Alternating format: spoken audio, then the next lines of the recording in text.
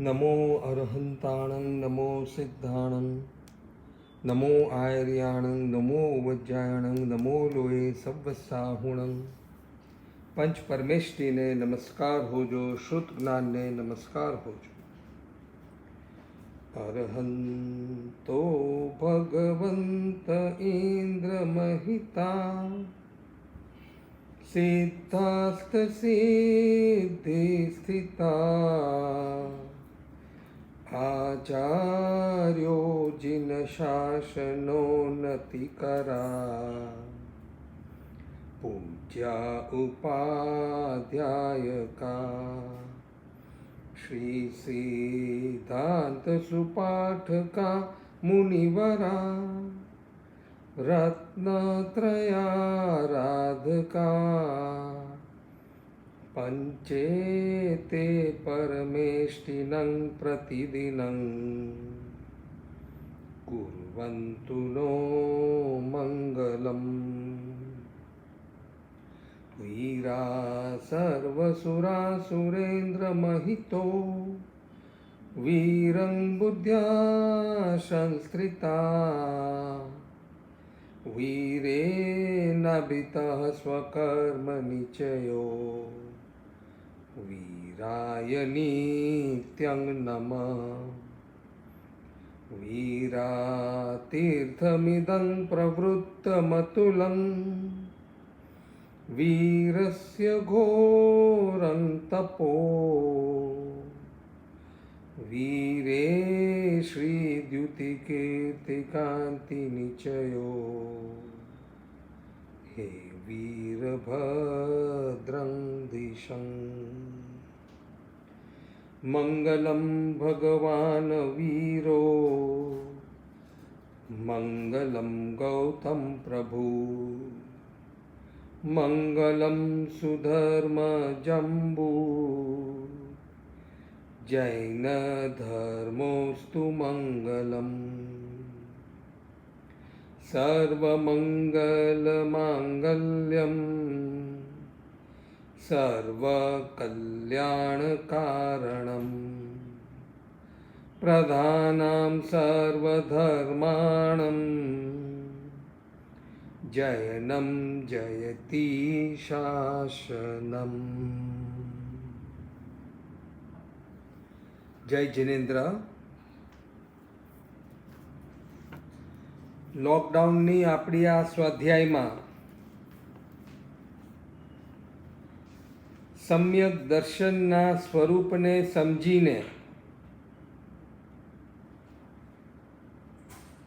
सुदेव सुगुरु अने सुधर्म उपर यथार्थ श्रद्धा राखीने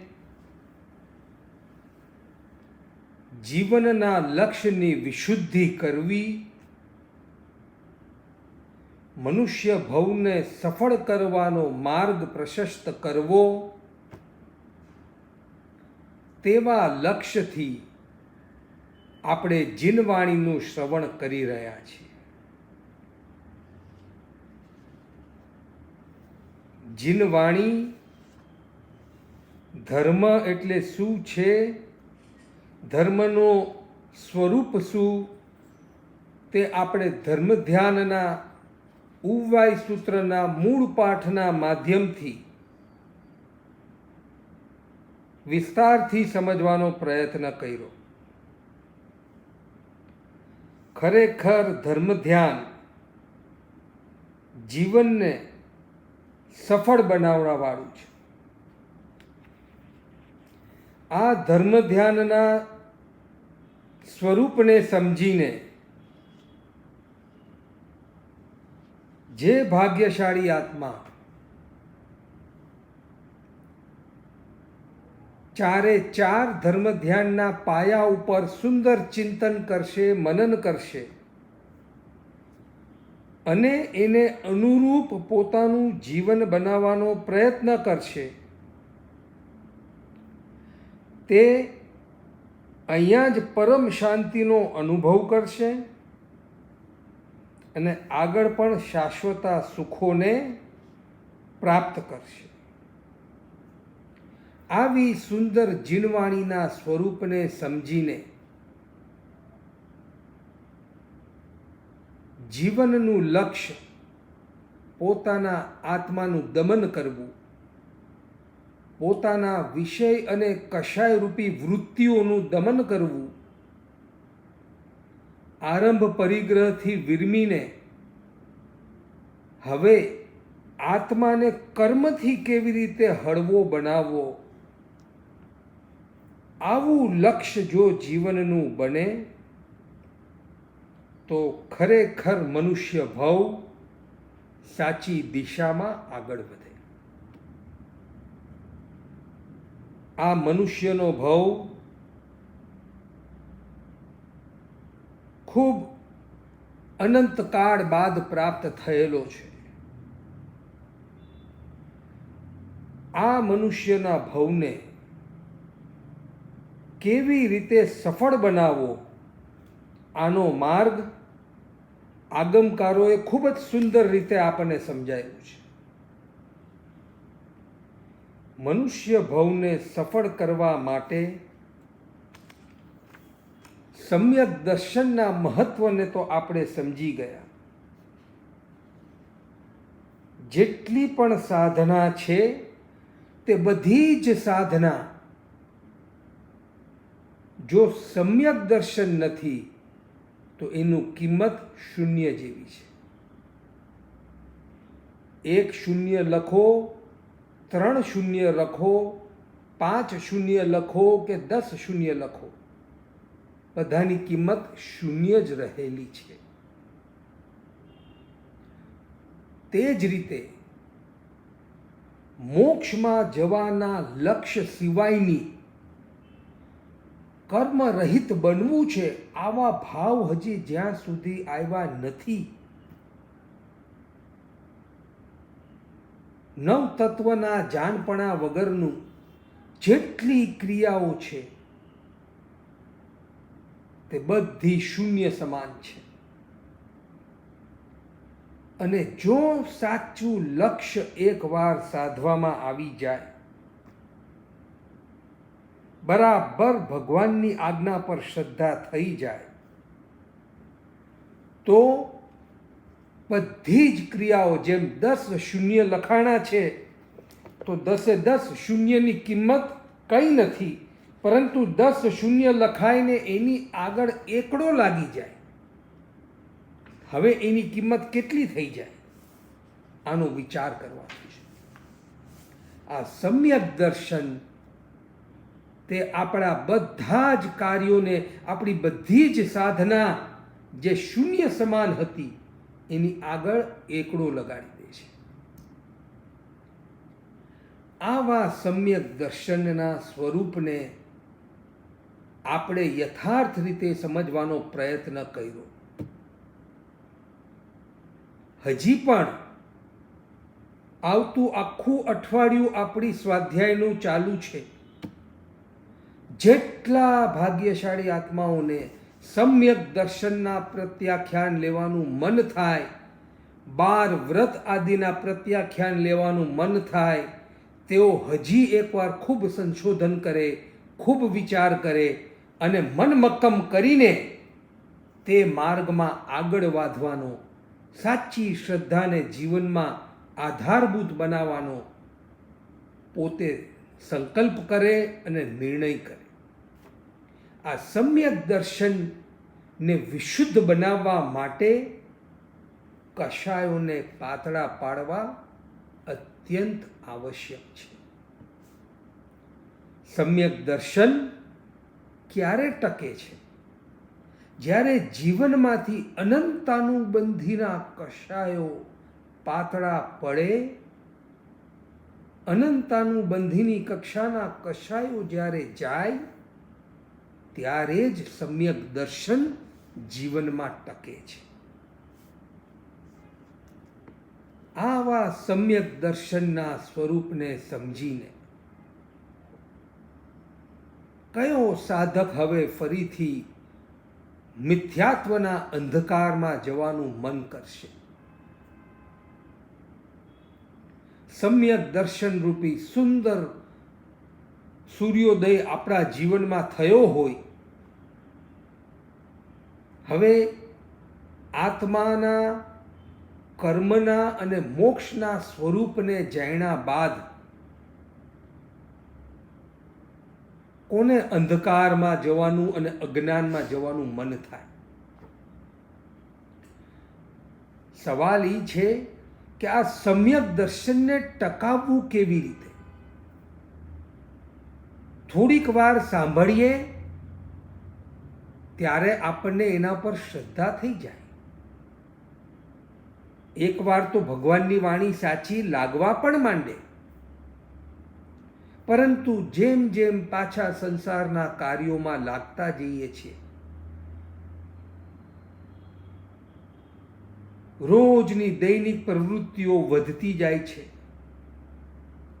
સંસારના વ્યવહારો, બિઝનેસના કાર્યો, મિત્રનો સંયોગ આદિ પારિવારિક જિમ્મેદારીઓમાં જ્યારે આપણે પડી જઈએ છીએ, શું ત્યારે આપણને જીણવાની યાદ રહે છે ખરી?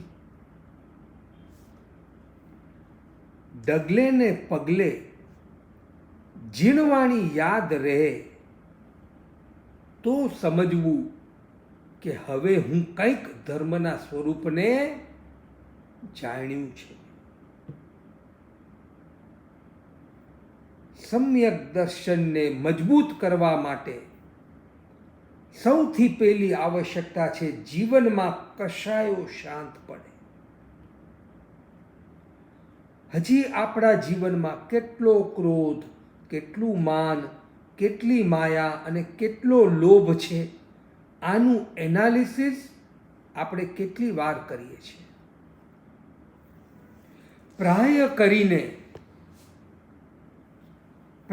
કરીને મોટા ભાગના જીવોને એમ જ લાગતું હોય છે કે મારો સ્વભાવ કેટલો સારો છે,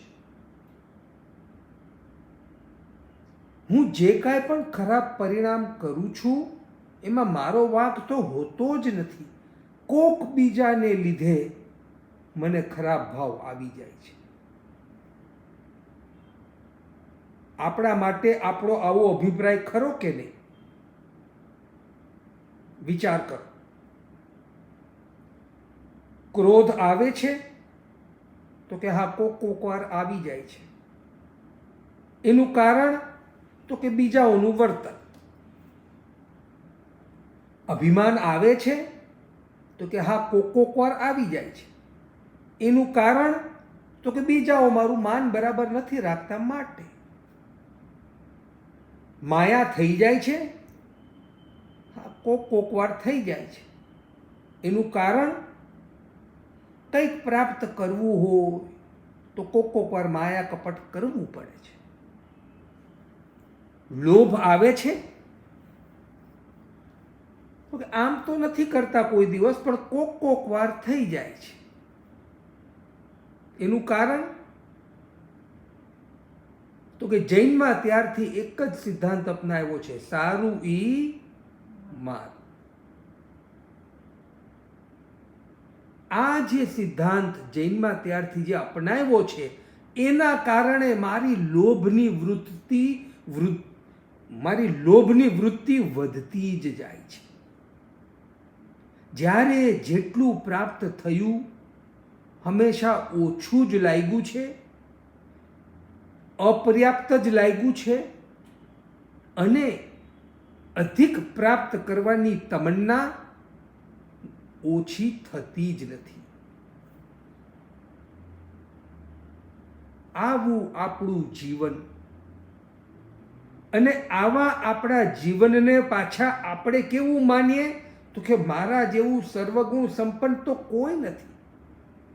પ્રાય કરીને આપણામાં તો કોઈ દોષ હોય જ નહીં. આપણામાં કંઈ પણ ખરાબી કે કંઈ પણ દોષ ખરો હોતો હશે? હોય જ નહીં. આવી આપણા પ્રત્યેની આપણી પોતાની માન્યતા છે. હંમેશા વાંક કોનો હોય, દોષ કોનો હોય, ખોટા કોણ હોય તો કે બીજા. આવા જ કારણસર આજ સુધી જીનવાણી સાંભળી, જીનવાણી સારી પણ લાગી, એના પર થોડી થોડી શ્રદ્ધા પણ થઈ, પરંતુ મારો જે આ મારા પ્રત્યેનો અભિપ્રાય છે કે હું તો સારો જ, મારો તો કોઈ દિવસ વાંક હોય જ નહીં, હંમેશા વાંક બીજાનો, ગુનો બીજાનો, ભૂલ બીજાની, અવળચંદાઈ બીજાની, ખરાબ વ્યવહાર બીજાનો, એને લીધે હું ફસાઈ ગયો છું સંસારમાં. બાકી તો ક્યારનો સંસાર તરીને મોક્ષમાં પહોંચી ગયા હોત.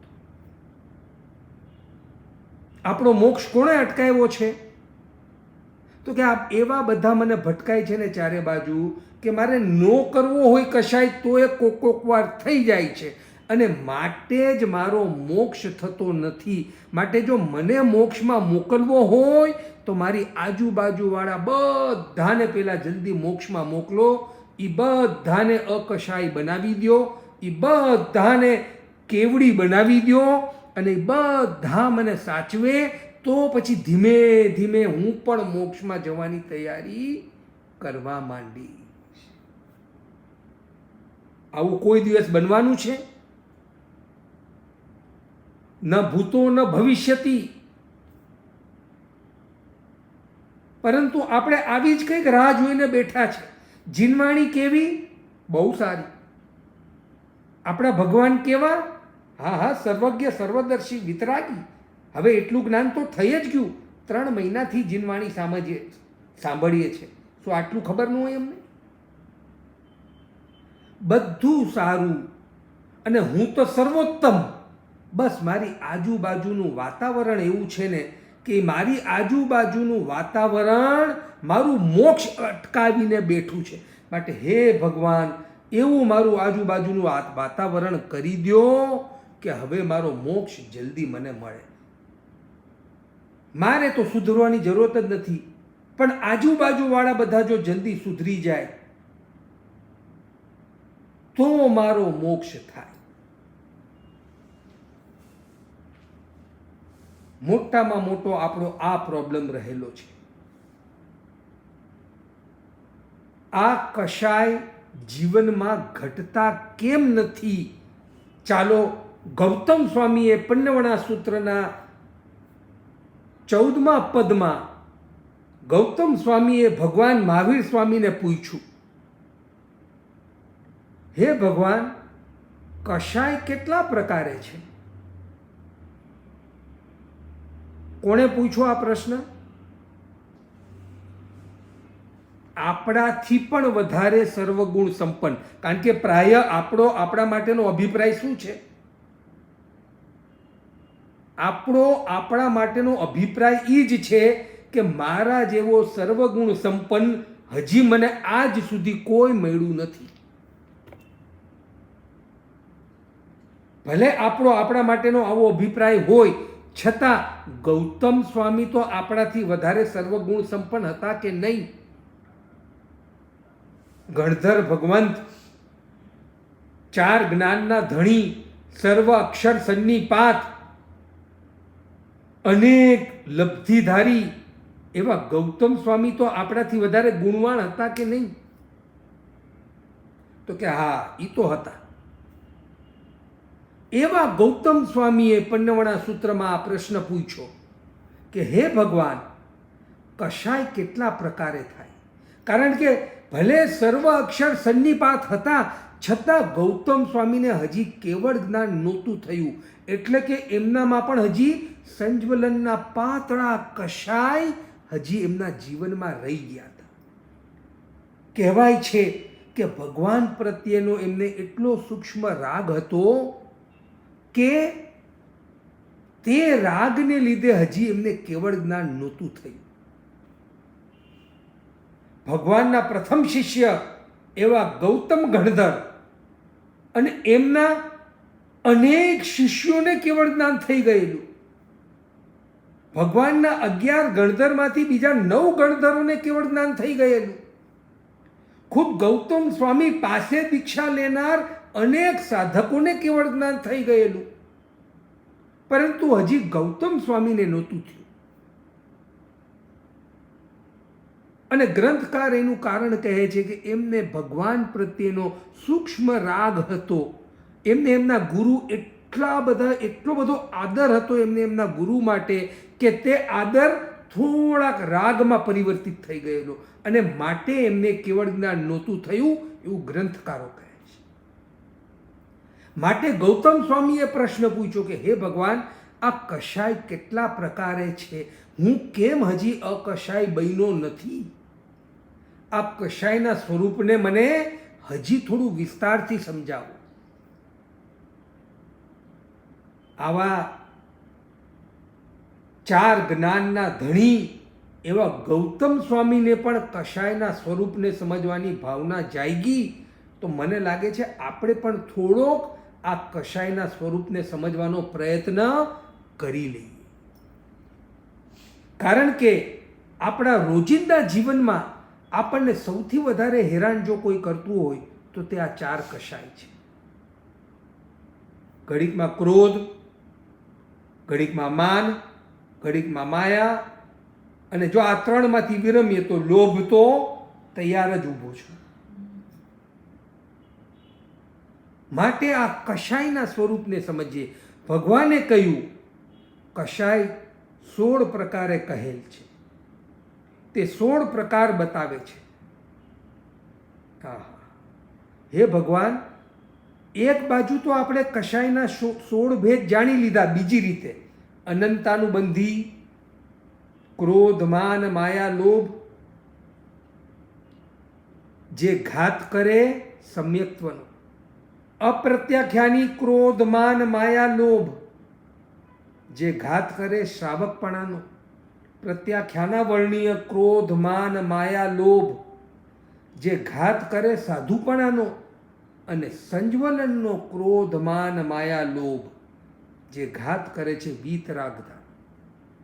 એનો અર્થ શું?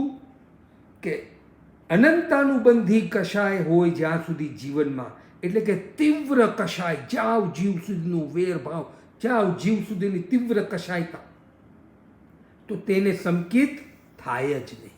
સમ્યક દર્શનનો નાશ થઈ જાય. એનાથી કષાય થોડા પાતળા પાડીએ અને અપ્રત્યાખ્યાનીમાં આવીએ તો સંકિતી થવાય, પણ શ્રાવકપણું નથી આવતું. એનાથી પણ કષાય પાતળા પડે અને પ્રત્યાખ્યાના વર્ણ્યની કક્ષાના થાય ત્યારે જીવનમાં શ્રાવકપણું આવે, પરંતુ સાધુપણું ન ટકે. અને ઓર કષાય પાતળા પડે અને સંજ્વલનની કક્ષાના થઈ જાય ત્યારે સાધુપણું આવે, પરંતુ હજી વીતરાગતાનો ગુણ નથી આવ્યો. તે સંજ્વલનના કષાય પણ જાય ત્યારે વીતરાગતાનો ગુણ આવે. આવા કષાયના 16 ભેદ તો આપણે પહેલાં જાણી લીધા. આજે ફક્ત આપણે એનું રિવિઝન કર્યું છે. હવે અહીંયા આગળ ભગવાન બીજી રીતે કષાયના 16 ભેદ બતાવે છે. જાણવા છે કે નહીં? આ કષાય હેરાન કરે છે કે નહીં? ચાલો જાણીએ. કષાય એટલે જેનાથી સંસાર વધે. કષાયનું ટૂંકીને ટચ વ્યાખ્યા. જેનાથી મારા સંસારનું પરિભ્રમણ વધે છે એ કષાય. બોલો, સંસાર વધારવો છે કે સંસાર ઘટાડવો છે? પહેલો નિર્ણય એ કરવાનો છે આપણે. લખી નાખો કે મારે સંસાર ખૂબ વધારવો છે. કેટલાની આવી ભાવના છે? તો કે કોઈની નહીં. મારે સંસાર ઘટાડવો જ છે, આવી ભાવના ખરી? તો કે હા. જો સંસાર ઘટાડવો હોય તો આપણે આગળનું જ્ઞાન સમજીએ. કષાય એટલે જેનાથી સંસાર વધે, જેમાં જીવો વિવિધ દુઃખો દ્વારા કષ્ટ પામે, કશાય શું કરે છે? જેટલા કષ્ટ અને દુઃખ આવે છે ને આપણને, આ બધાની પાછળ કશાય રહેલા છે. ભૂતકાળમાં કશાય કરી કરીને એવા પાપ બાંધ્યા છે. લોભ એટલો હતો કે હિંસા કરી, ઈચ્છાઓ એટલી બધી હતી કે માયા કપટ કર્યા, અભિમાન એટલું પ્યારું હતું કે બધાને જરાક મારું માન ઘવાય અને હું બધાને નીચે પાડી દેતો. ક્રોધ એટલો હતો કે કોક વિપરીત આચરણ કરે અને મારો ક્રોધનો ફૂફાડો ઊભો થઈ જતો. આ રીતે જેમાં જીવો વિવિધ દુઃખો દ્વારા કષ્ટ પામે છે એ છે કશાય. માટે કશાય જ આપણા બધા જ દુઃખોનું પ્રધાન અને મુખ્ય કારણ છે. વર્ષોથી ધર્મના સ્વરૂપને સાંભળીને, જાણીને, વિચારીને પણ હજી જીવનમાં કશાયો પાતળા પાડ્યા જ નહીં. માટે જો હવે સાધના કરવી હોય તો કશાયોને ઘટાડો. કશાય કેવી રીતે, કયા 16 ભેદ બતાવ્યા ચાલો આપણે જાણીએ. પહેલાં તો 4 કશાય માટે, જેમ ક્રોધ કશાય 4 સ્થાન પર આધારિત છે. અને જ્યારે હું ક્રોધ બોલું ત્યારે એ માન, માયા અને લોભ આ 4નું સમજી લેવું. માટે કશાય, ક્રોધ કશાય કહો કે માન કે માયા કે લોભ, આ કશાય 4 સ્થાન ઉપર આધારિત છે કે પ્રતિષ્ઠિત છે. કયા 4 સ્થાન? પહેલું આત્મા પ્રતિષ્ઠિત. પોતાને માટે, પોતાને પોતાના પર ક્રોધ આવે. ઉદાહરણ તરીકે પોતાનાથી થયેલ ભૂલને કારણે પોતાના ગાલ પર મારે, માથું પછાડે, અફસોસ કરે, મેં કેમ આવું કર્યું, મને મારા ઉપર જ ગુસ્સો આવે છે. એમ આત્મપ્રતિષ્ઠિત પણ કશાય છે. આ પહેલું આત્મપ્રતિષ્ઠિત. કોક વાર આપણે એવું કરી નાખ્યું હોય કે આપણને આપણા પર જ ગુસ્સો આવે. બીજો પરપ્રતિષ્ઠિત. બીજાને માટે, બીજા કોઈના કારણે ક્રોધ આવે. આવું બને છે કે નહીં? કોકે મારી સાથે આવું વર્તન કર્યું, મેં કીધું તું તોય તેને તે કાર્ય બરાબર ન કર્યું, મારું કીધું ન માન્યું, મારી સાથે ખરાબ વર્તન કર્યું. આવા કેટલા બધા કારણો છે ને. મારી સામું બોલ્યા, મારું અપમાન આદિ કર્યું. આવી રીતે પરપ્રતિષ્ઠિત, બીજાના નિમિત્તથી અને બીજાના કારણથી ક્રોધ આવે છે કે નહીં? તો કે હા, આવે છે.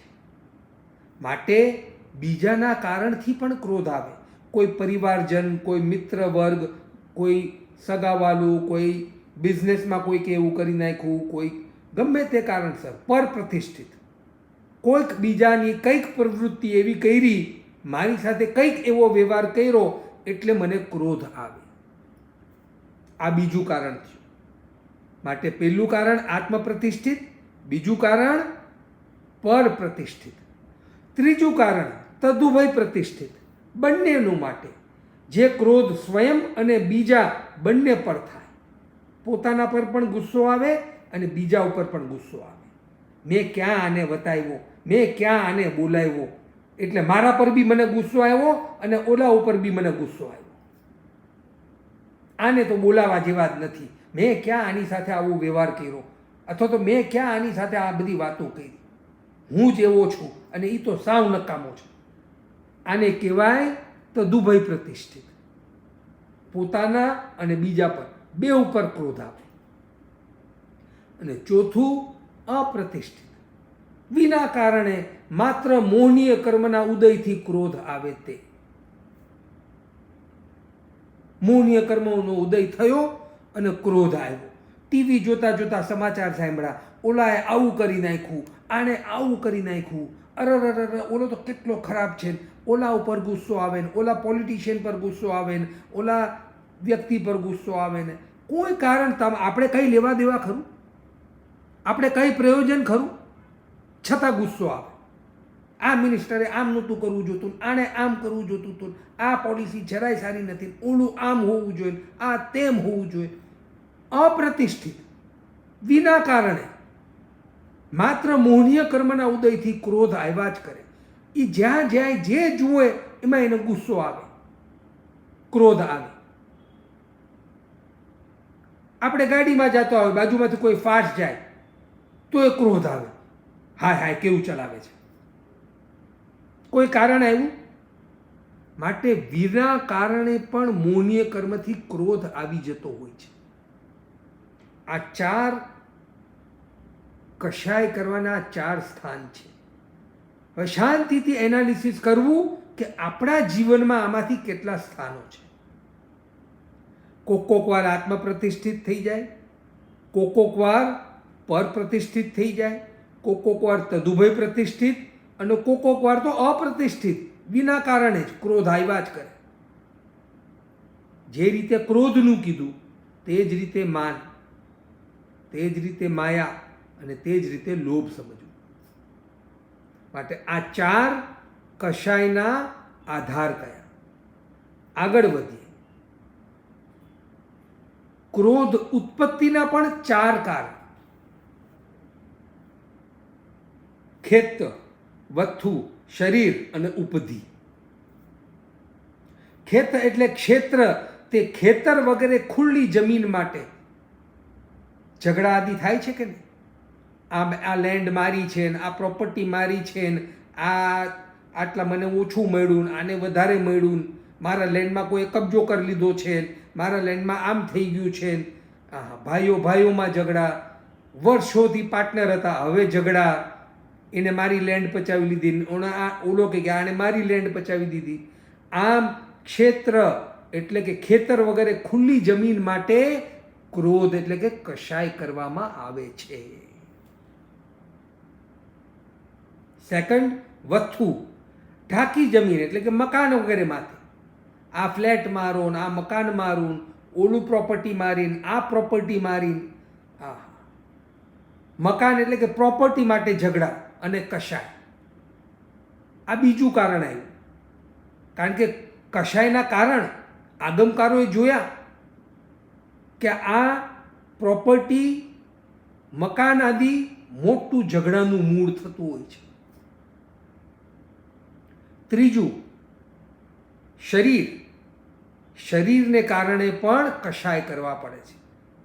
મારું આટલું ધ્યાન ન રાખ્યું, મારી સેવા ન કરી, મને આમ ન સાચવો, મારા માટે ઓલું ન કર્યું, મારા શરીરમાં કેમ આમ નુકસાન થઈ ગયું, એમ પોતાના શરીર માટે પણ ક્રોધ કરવો પડે છે. માટે ત્રીજું કારણ શરીર છે. અને ચોથું કારણ ઉપધિ. ઉપરની 3 સિવાયની બાકીની બધી સાધન સામગ્રી, ઘર વખરી, દાગીના, કપડાં, ગાડી, મોટર, ધન, વૈભવ, આ બધું કશાયનું કારણ. ઘેર ઘેર મોટામાં મોટા કશાયો શેને લીધે છે? પૈસો નહોતો ત્યારે 3 કે 4 ભાઈઓ હતા, એક રૂમમાં બાજુમાં સૂતા, એક થાળીમાં પ્રેમથી જમતા. આજે 4 ભાઈઓ કરોડપતિ પણ એકબીજા સાથે બોલતા નથી. કેમ? તો કે ઓલાએ મારા 10 લાખ પચાવી લીધા ને ઓલાએ મારા 25 લાખ ખાઈ ગયો, ઓલો મારા ખોટી રીતે એક પ્રોપર્ટી ખાઈ ગયો, ઓલો મારો ખોટી રીતે આમ છેતરી ગયો. આવા કશાયોના એક નહીં અનેક ઉદાહરણ આપણે નજર સામે જોઈ શકીએ છીએ. જ્યારે ધન વૈભવ નહોતા ત્યારે 2-3 ભાઈઓ હતા, પ્રેમથી રહેતા, એક સાથે ખાતા, એકબીજા માટે વસ્તુઓ લાવતા. હું મારા ભાઈને સારી વસ્તુ આપું ને ઓલાને મન થતું કે હું આને મારી સારી વસ્તુ આપું. આટલો પ્રેમ, આટલી લાગણી જ્યારે કંઈ નહોતું ત્યારે હતો. અચાનક 2-3 ભાઈઓ કરોડપતિ થઈ ગયા, લખપતિ થઈ ગયા. હવે હવે અમારો વ્યવહાર ઘટી ગયો છે. કેમ? તો કે એને મારો ઓલો હક પડાવી લીધો, આણે મારો આ હક પડાવી લીધો, એ મારા આટલા ખાઈ ગયો, ઓલોએ મારું આટલું ખોટી રીતે પચાવી લીધું, એટલે હવે અમે નથી બોલતા. અરે ભાઈ, કંઈ નહોતું ત્યારે પ્રેમથી રહેતા હતા, અને હવે શું થઈ ગયું? અને લઈ ગયો તો ઘી ઢોળાય તો ખીચડીમાં, એમ સમજીને ઉદારતા રાખને. મારી પુનઈમાં હશે તો કોઈ લઈ જઈ નહીં શકે, અને જો નહીં હોય તો હું રાખીશ તો બીજા નુકસાનથી વયું જશે. આ કશાય ઉત્પત્તિના કારણ આગમકારોએ કેવળ જ્ઞાનમાં જોઈને બતાવ્યા છે કે નહીં? આ કશાયના કારણ ખૂબ શાંતિથી વિચારો. ખેત, વથુ, શરીર અને ઉપધિ, આ ચાર કારણસર જ ઘરે ઘરે અસંતોષ કહો, કશાય કહો, વેરભાવ કહો, કલહ કરો, કંકાસ કહો, શેના માટે છે? ઓલાએ બહેનોને, ઓલાએ મારો દાગીનો લઈ લીધો, ઓલાએ મારા ધન ઓછું લઈ લીધું, ઓલો સારો દાગીનો સાસુએ ઓલીને આપી દીધો ને મને ન આપ્યો, આલું આમ થયું ને તેમ ન થયું. કેટલો અસંતોષ, કેટલો કશાય. જીવનમાં પૂર્ણ શાંતિ કેમ નથી? તો કારણ કે આગમકારોએ કીધું કે આ ઉપધિ તે કશાયનું ઉત્પન્ન કરવાનું કારણ છે. મને ઓછું આપ્યું ને એને વધારે આપ્યું.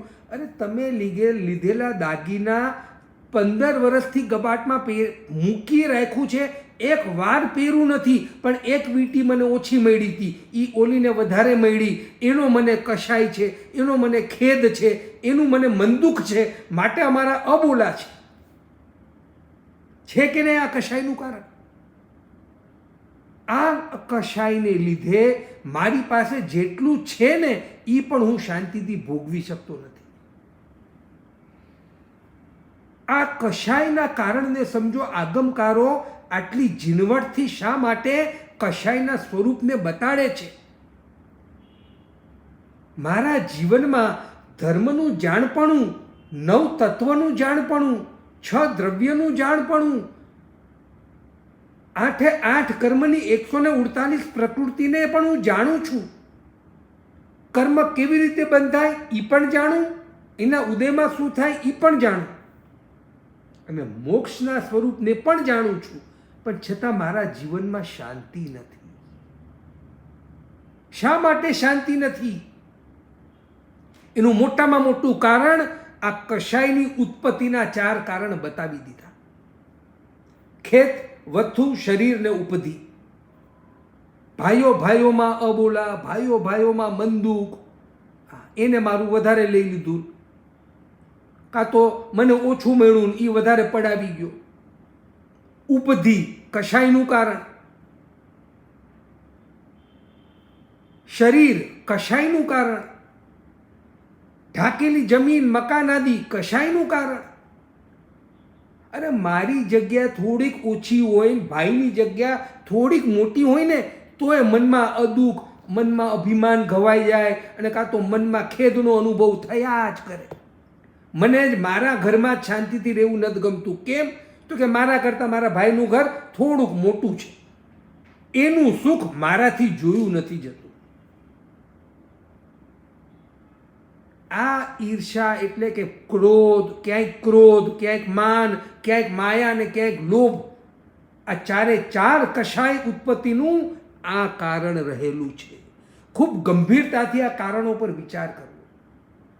2 ભાઈઓ પાસે કરોડ રૂપિયા છે અને 5 કે 10 લાખ રૂપિયા માટે 5 વર્ષથી અબોલા છે. અરે પણ એ 5 લાખ ઓલાના બેંક બેલેન્સમાંથી તારા બેંક બેલેન્સમાં આવી ગયા, તો એનાથી તારી કઈ 3 ની 4 રોટલી થઈ ગઈ? કઈ એ રોટલી વધારે સ્વાદિષ્ટ થઈ ગઈ? અને એ 5 લાખ નથી આવ્યા પણ બાકી રહેલા 90 લાખને તો શાંતિથી ભોગવ, એમાં તો સંતોષ માન. તો કે ના, 5 મારા ઓછા થઈ ગયા અને એ પડાવી ગયો, એને લીધે મને એટલું બધું દુઃખ છે, એટલું બધું ખેદ છે, એટલો બધો અસંતોષ છે કે હવે મને એની સાથે રહેવું ગમતું નથી, બોલવું ગમતું નથી. એની સાથે નહીં, હું પણ આખો દિવસ મારો સ્વભાવ ચીડચીડિયો થઈ ગયો છે.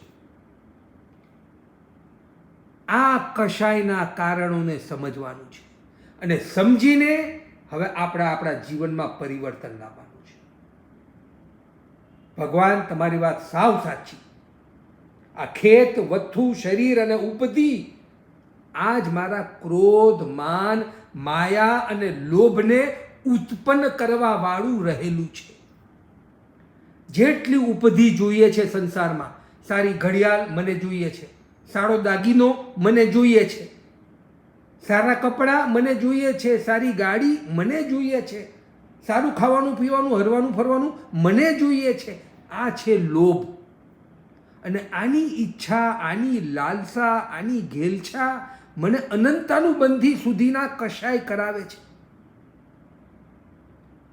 શું કેવી આ કશાયની પરાકાષ્ઠા આગમકારોમાં ભગવાન મહાવીર સ્વામીના સમયમાં શ્રેણિક મહારાજા થઈ ગયા.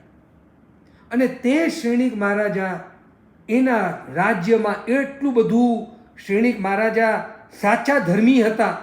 કોઈ એમના રાજ્યમાં દુઃખી હોય, એમના ગુપ્તચરો આખા રાજ્યમાં ફરતા રાતના, કે કોઈ બિચારું ગરીબ ભિખારી કે કોઈ દુઃખી હોય તો તમારે એને ગોતવા, એમને લઈ આવવા, અને આપણે એમને એમનું ઘર ચાલે એવી સુંદર વ્યવસ્થા કરી દઈશું.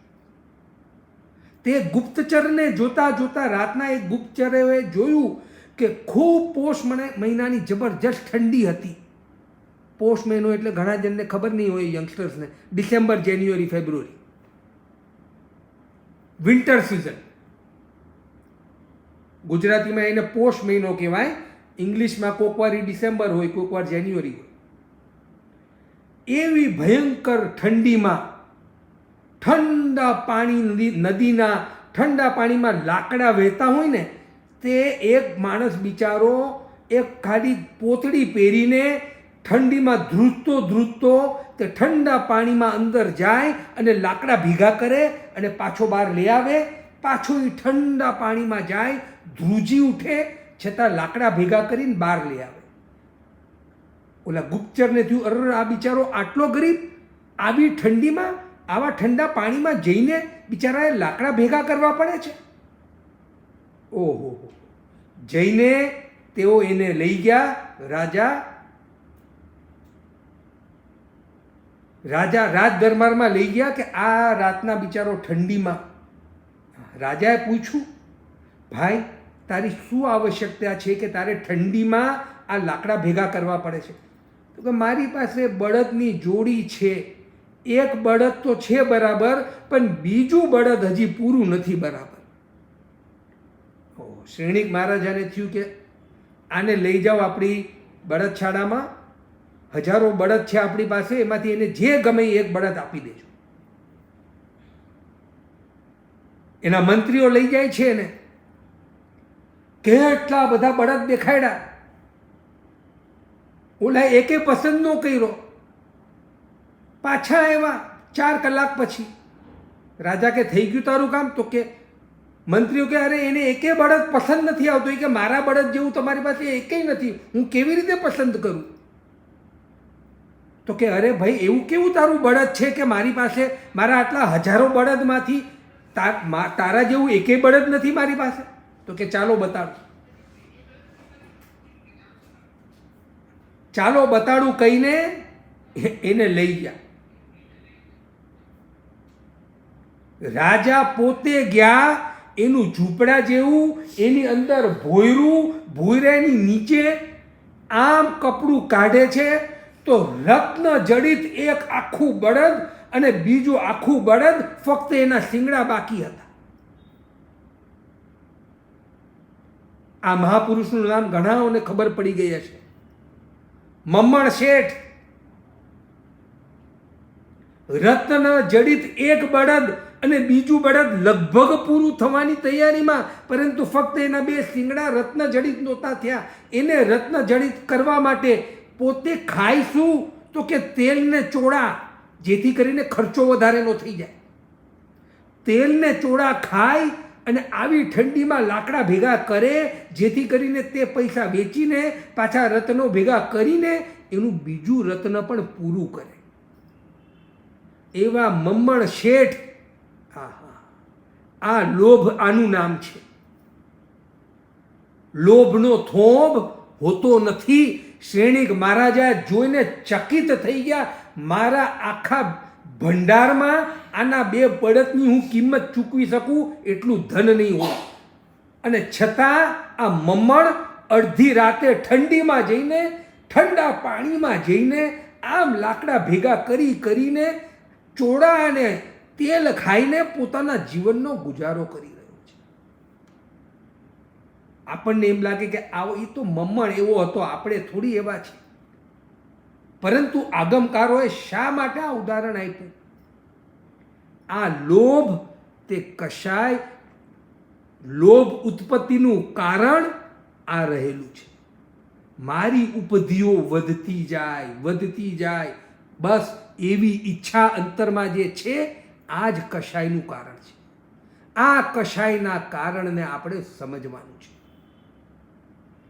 માટે જ્યાં આપણા જીવનમાં જો આ 4માંથી એક પણ કારણ હોય તો તે કારણનો વિચાર કરવાનો છે. ત્યારબાદ આગળ વધીએ. ક્રોધના 4 ભેદ. અત્યાર સુધી આપણે શું જાણ્યું? એક તો ક્રોધના 4 આધાર, પછી 4 કારણ, ઉત્પત્તિના 4 કારણ, હવે એના 4 ભેદ. આ ભોગ એટલે ક્રોધના કારણ અને તેના ફળને જાણીને ક્રોધ કરવો. જાણીએ છીએ કે ક્રોધ કરવાથી ચીકણા અશુભ કર્મ બંધાય છે, છતાં પોતા પર કંટ્રોલ રહેતો નથી અને ક્રોધ કરે છે. એને આભોગ ક્રોધ કહેવાય. અણાભોગ ભાન ભૂલી જવાથી અણધાર્યો ઉત્પન્ન થયેલો કશાય. ક્રોધના ગુણ દોષ જાણ્યા વિના પરવશતાથી ક્રોધ કરવો. અચાનક કોઈકે ધક્કો મારી દીધો ને મને ગુસ્સો આવી ગયો, તે અણાભોગ ક્રોધ છે. ત્રીજો ભેદ ઉપશાંત. જે ક્રોધ ઉદય પ્રાપ્ત ન થાય. અંતરમાં ક્રોધ હોય પણ ઉપરથી શાંત દેખાતો હોય, અથવા ક્રોધના અભાવમાં જીવ જ્યારે અન્ય 3 કશાયમાં હોય, આને ઉપશાંત ક્રોધ કહેવાય છે. કાં તો ખરેખર પોતે અંતરથી ઉપશાંત કરી દે, કાં તો ક્રોધમાં નથી, હમણાં માન કે માયાની પ્રચુરતા છે કે લોભની પ્રચુરતા છે ત્યારે પણ ઉપશાંત ક્રોધ હોય. અને ચોથો અનુપશાંત, જે ક્રોધ ઉદય અવસ્થાને પ્રાપ્ત છે, જ્યારે ક્રોધમાં ધમધમતા હોય ને તેને અનુપશાંત ક્રોધ કહેવાય. માટે આ ક્રોધના 4 ભેદ છે. જાણતા એનું ખરાબ પરિણામ છે એનું જાણપણું હોવા છતાં ક્રોધ કરવો, અજાણતા ક્રોધ થઈ ગયો, ભૂલથી થોડીક વાર માટે કશાય થઈ ગયો, તે અણાભોગ. ત્રીજો ઉપશાંત અને ચોથો અનુપશાંત, ક્રોધ ધમધમતો. આ 4 ભેદ ક્રોધના રહ્યા. તેવા જ 4 ભેદ માનના, માયાના અને લોભના સમજી લેવા. માટે આમાંથી એક પણ ભેદમાં આપણે હોઈએ તો જાગૃત થઈ જવું. અને ચોથી રીતે ક્રોધના 4 પ્રકાર. જે ક્રોધના 4 પ્રકાર કયા છે એ આપણે પહેલાં જોઈ ગયા. તે અનંતાનુબંધી, જે સંકિતની ઘાત કરે તેવો ક્રોધ. અપ્રત્યાખ્યાના વર્ણીય, જે શ્રાવક ગુણની ઘાત કરે. પ્રત્યાખ્યાના વર્ણીય, તે સાધુ ગુણની ઘાત કરે. અને સંજ્વલન, તે યથાખ્યા ચારિત્ર ગુણનો ઘાત કરે. જેમ ક્રોધના 16 ભેદ કયા, તેવી જ રીતે માન, માયા અને લોભના સમજવા. આ રીતે આ કશાયોના ભેદ સમજવાના છે. આ કશાય આપણા જીવનમાં કેટલા, આનું એનાલિસિસ કરવાનું છે. આખી સાધના અકશાય બનવાની છે. આ સાધના શેની કરીએ છીએ આપણે? તો કે અકશાય બનવા માટેની સાધના છે. અકશાય કેવી રીતે બનાય એ વિચારવાનું છે. જો કશાય વધતા જાય છે તો સમજવું કે સાધનામાં કંઈ ગડબડ છે, સાધના બરાબર થતી નથી. સંવર અને નિર્જરાની સંપૂર્ણ આરાધના કશાયોને શાંત પાડવા માટે છે. જેમ જેમ કશાય શાંત પડે તેમ તેમ ગુણસ્થાનની વૃદ્ધિ થાય. જેમ જેમ કશાય શાંત પડે તેમ તેમ જીવનમાં શાંતિ અને સમાધિનો અનુભવ થાય. માટે આપણે આપણા જીવનમાં કશાયોને શાંત પાડવાની પૂર્ણ સાધના કરવાની છે. પ્રતિક મોડી ચેક કરતો કઈ કરતો છે? સંભળાય છે? ઓકે. કારણ કે અહીંયા આગળ કંઈક આવ્યું છે, પ્રતિક્રિયા લાગે છે. આવી રીતે કશાયોના સ્વરૂપને સમજીને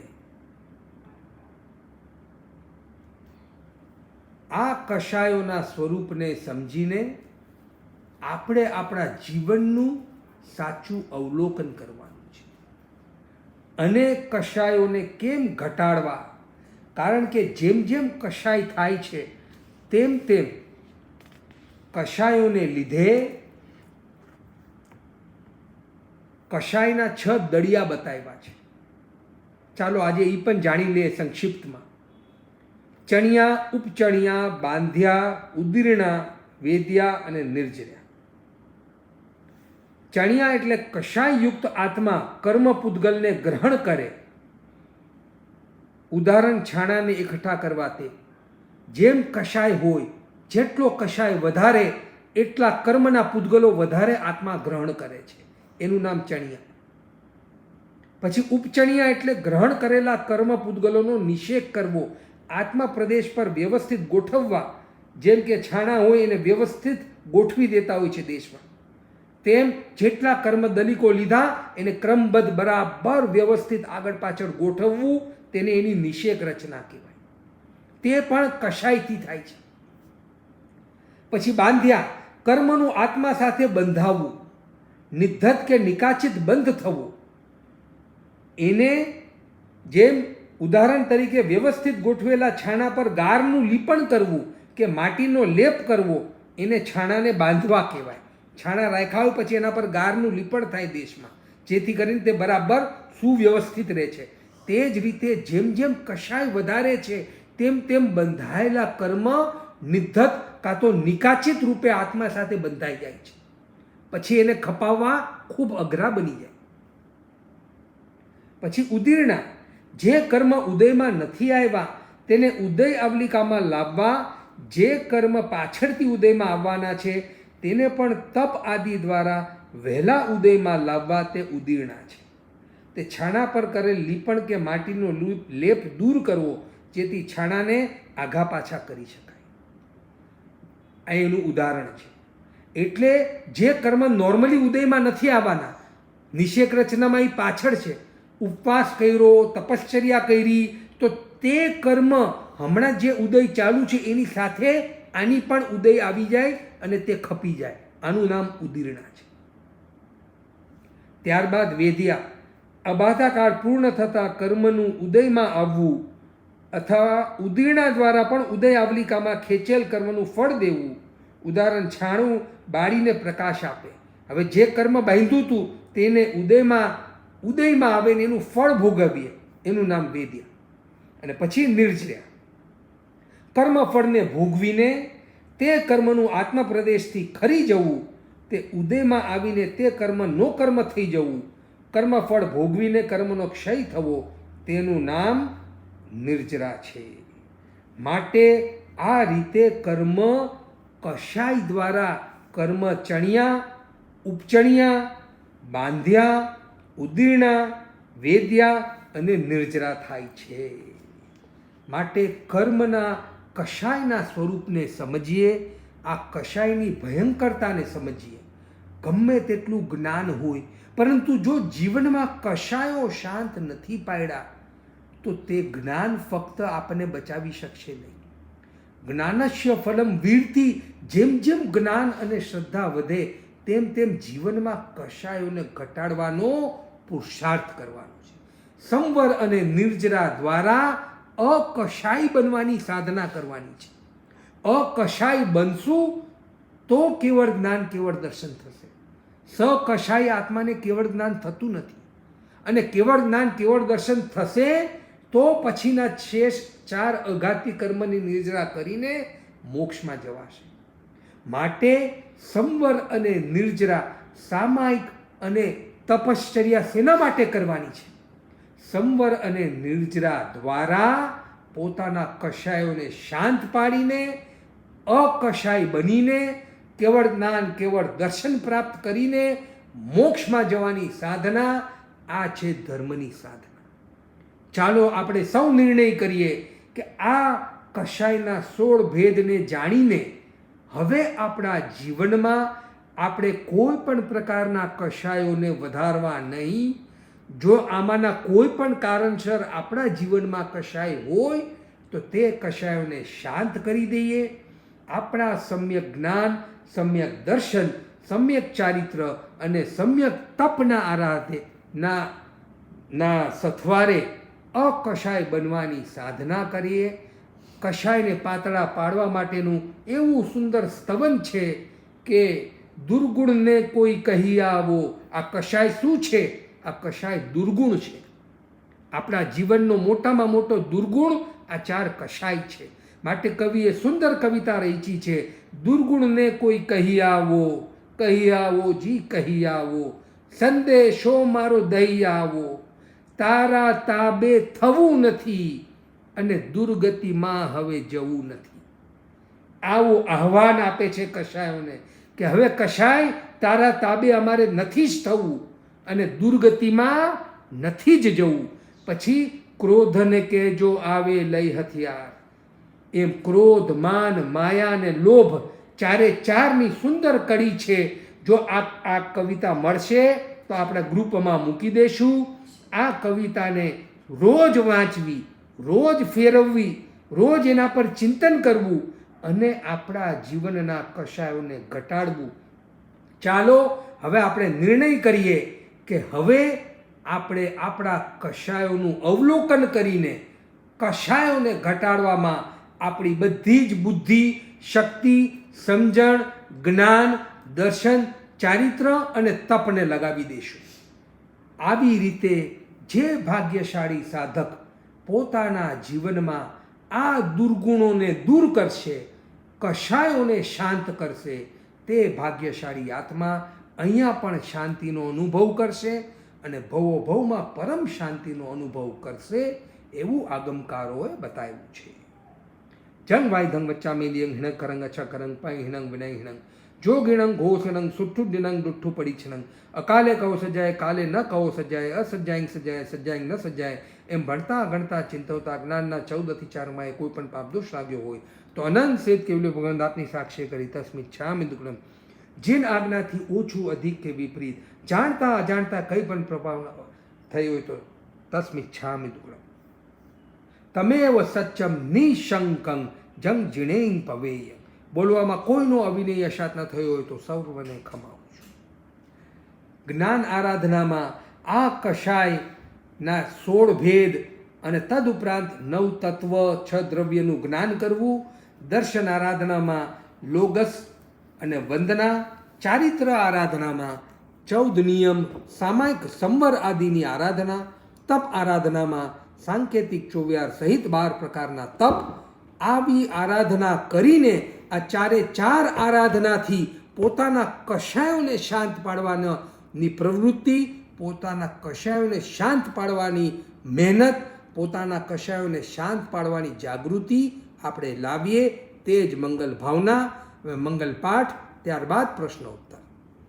ગુરુ ભગવંતની આજ્ઞાથી ચત્તારી મંગલમ અર્હંતા મંગલમ સિદ્ધા મંગલમ સાહુ મંગલમ કેવલી બનતો ધમો મંગલમ. ચત્તારી લોગુતમા અર્હંતા લોગુતમા સિદ્ધા લોગુતમા સાહુ લોગુતમા કેવલી બનતો ધમો લોગુતમા. ચતારી શરણં પૌજામી અર્હંતા શરણં પૌજામી સિદ્ધા શરણં પૌજામી સાહુ શરણં પૌજામી કેવલી બનતો ધમો શરણં પૌજામી. 4 શરણા 4 મંગલિક 4 ઉત્તમ કરે જે ભવસાગરમાં ન ડૂબે તે. સકળ કર્મનો આણયંત મોક્ષ તણા સુખ લેનંત. ભાવ ધરીને જે ગુણ ગાય તે જીવ તરી મોક્ષે જાય. સંસારમાં હિ શરણાચાર અવશરણે કોઈ. જે નર નારી આદરે અક્ષય અવિચર પદ હોય. બોલો મહાવીર સ્વામી ભગવાન કી જય. જય જિનેન્દ્ર. શું કે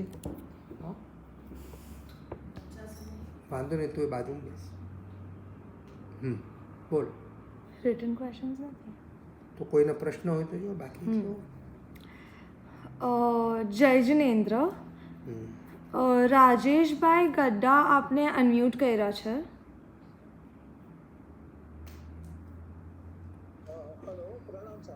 હા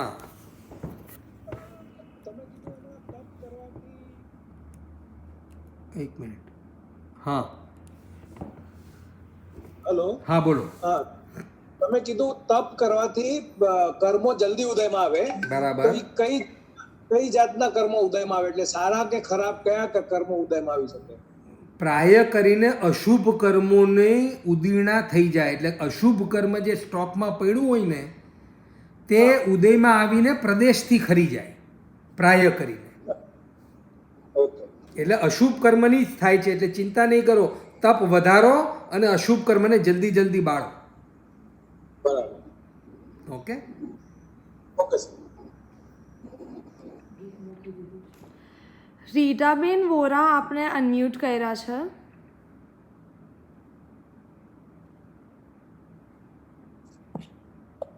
હલો, હા જય જિનેન્દ્ર. જય જિનેન્દ્ર. આપણે જીવ જ્યારે અવ્યવહાર રાશિમાંથી વ્યવહાર રાશિમાં આવે છે, પાછો એ અવ્યવહાર રાશિમાં જઈ શકે? ના ન જઈ શકે. એ વ્યવહારમાં પછી આવી આપણે- ગયો, વનસ્પતિ કાયમાંથી બહાર નીકળો એટલે હવે એ વ્યવહારમાં આવી ગયો. હવે એ ફરીથી વનસ્પતિ કાયમાં તો જઈ શકે છે પરંતુ હવે એને વ્યવહાર રાશિનો જ જીવ કહેવાય. તો અવ્યવહાર રાશિ એટલે નિગુદના જીવ કહેવાય ને? હા, નિગોદના જીવ જેઓ હજી સુધી કોઈ દિવસ નિગોદમાંથી બહાર નીકળ્યા જ નથી, એમને બીજી 3 ગતિનો વ્યવહાર કર્યો જ નથી, એને અવ્યવહાર રાશિ કહેવાય. તો આપણે અત્યારે મનુષ્યમાં છીએ, તો હવે આપણે અવ્યવહાર રાશિમાં ન જઈ શકીએ ને? ના ન જઈ શકીએ. આપણે હવે વ્યવહાર કરી લીધો એટલે હવે આપણે વ્યવહાર રાશિના થઈ ગયા. અચ્છા અચ્છા, એટલે નિગોદમાં હવે આપણે ન જઈએ. નિગોદમાં એમ જઈ થયું ને? શકીએ પરંતુ નિગોદમાંથી ફરીથી પાછા નીકળી શકીએ. તો મને એ નથી સમજાતું કે નિગોદ અને અવ્યવહાર રાશિ બેમાં ડિફરન્સ શું છે? ડિફરન્સ એ છે કે નિગોદમાંથી નીકળેલો જીવ મનુષ્ય ભવમાં જઈ આવ્યો, મનુષ્યની ગતિમાં જઈ આવ્યો, તિર્યંશની બીજી ગતિઓમાં જઈ આવ્યો, પૃથ્વીકા આદિથી લઈને પંચેન્દ્રિય સુધી, નારકીમાં જઈ આવ્યો, દેવલોકમાં જઈ આવ્યો, આવા કેટલા બધા ભવો કરી લીધા અને ફરીથી કર્મના ઉદયથી પાછો નિગોદમાં ગયો. તો હવે તે નિગોદમાં વનસ્પતિ કાળ સુધી રહેશે, જે એક પ્રકારનું માપ છે. ત્યારબાદ નિયમમાં પાછો નીકળશે નિગોદમાંથી. અચ્છા અચ્છા. હા, જ્યારે અવ્યવહાર રાશિનો જીવ તો એવો છે જે નીકળો જ નથી હજી નિગોદમાંથી બહાર. એટલે અવ્યવહાર રાશિમાં શું આવે? નિગોદના જ જીવો આવે, પણ અનંતા જીવો એવા છે જે હજી નિગોદમાંથી બહાર જ નથી નીકળ્યા, તેને અવ્યવહાર રાશિ કહેવાય. અચ્છા અચ્છા અચ્છા અચ્છા, પણ એ જીવ નીકળે તો ખરો ને ગમે હા, ત્યારે? નીકળશે, નીકળતા જ જાય છે, એમ નીકળશે ગમે ત્યારે, પણ હજી ઘણા જીવો એવા છે જે નીકળ્યા જ નથી. અચ્છા અચ્છા, હા હા હા, બરાબર છે. ઓકે. Thank you. કંદમૂળમાં ન આવે એમ થયું ને તો આપણું સ્થાન? આપણે કંદમૂળમાં અવ્યવહાર રાશિના જીવો રહેલા છે, પરંતુ કંદમૂળમાં વ્યવહાર રાશિના જીવો પણ જાય, પરંતુ તે ફરી પાછા નીકળીને બે ઇન્દ્રિયાદી થઈ જાય. ઓહો હો, હવે સમજી. બરાબર છે બરાબર છે. Okay, thank you.